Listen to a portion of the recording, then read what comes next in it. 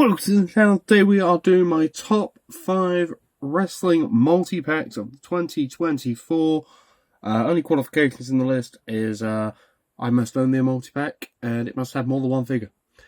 And it must come out in 2024. So sorry, free rolls. Anyway, cut back in at number 5. Coming in at number 5, I've put the acclaimed ringside exclusive 3-pack. My only problem with this set, it felt like everything went to Max Caster. Billy's got his own issues. Of course, with a bit of staining on the shoulder there. You might be able to see it, might not. A little bit there. But overall, decent 3-pack. Again, this could have easily swapped around any other day of the week. But it's just hard to pick. It's hard to pick. Bones is a great figure. Cass is a great figure. Billy isn't.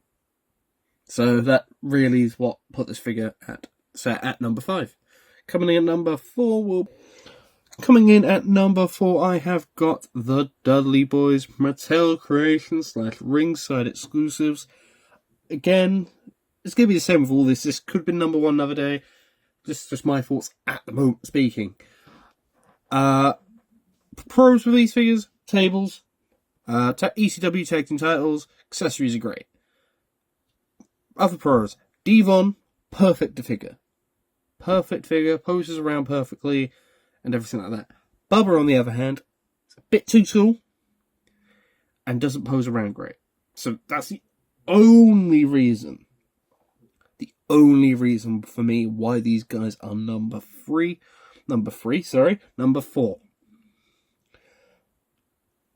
But, yeah, that's the only reason why these guys are number 4. And again, you are freely allowed to disagree or agree in the comment section below. But for me, if Bubba was a little bit smaller and easier to pose around, these guys would be lower or higher on the list. But anyway, at number 3. At the number 3 spot here, I have got the Imperium Mattel Creation / Ringside Exclusive 2-pack. Again, as I always say, these guys could have been number 1 any other day of the week, but today they are number 3. Great accessories, pose around great. Ludwig originally had the issue of his Vietnam syndrome, but he doesn't anymore. Does not have it anymore. I managed to fix it. I don't know how I managed to fix it. I moved him around a couple times and he just doesn't have it anymore. But Vinci's great, Ludwig's great. Both feel great in hand. Both come with great accessories. It just felt like they needed something else. I didn't like the gear. I don't like the poop brown gear. Of the brown gear, I should say. Not poop brown. But I know it's the match with the Gunther Ultimate. Again, could have come in number 1 every time way of the week. But they're personally number 3 for me. But coming in at number 2. I have got the, again, Mattel Creation / Ringside Exclusive. The Headbangers. By far the best 2-pack Mattel have done this year. Great accessories, great soft goods, great head scans. Everything's great about these figures. My only complaints, I wish they came with alternative heads. Of course, I mean to mention about the backdrops. The backdrops for these Mattel Creations 2-packs are fantastic. And there's the reason why these figures deserve a lot more credit that they haven't got. Sorry, I'm trying to speak. I'm tired, and I also need to cough. But alternative heads would have been fantastic, like as Marshall's got one there, Thrasher's got one there. Do the swap of each. And then also if they had painted underwear like in the Jax figures. Like as you see there, the regular like shorts on both of them.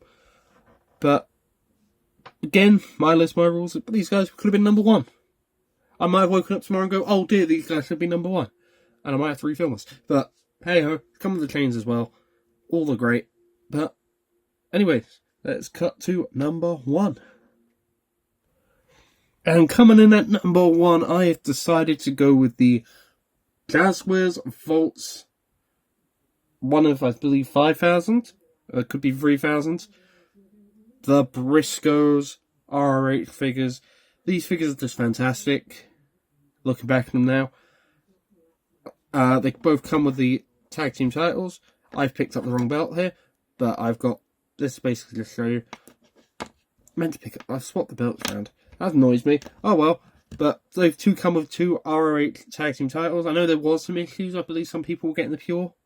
But I do have the ROH. I put it over there for some reason. But anyway, chains. The dog collars are what made these figures, in my opinion, the best tag team set of the year. One of the best accessories of the year. Actual chain. The dog collars fit around the necks perfectly. The gears are fantastic. You've got the Den Boys top 5 DOA on the back of each of the jackets.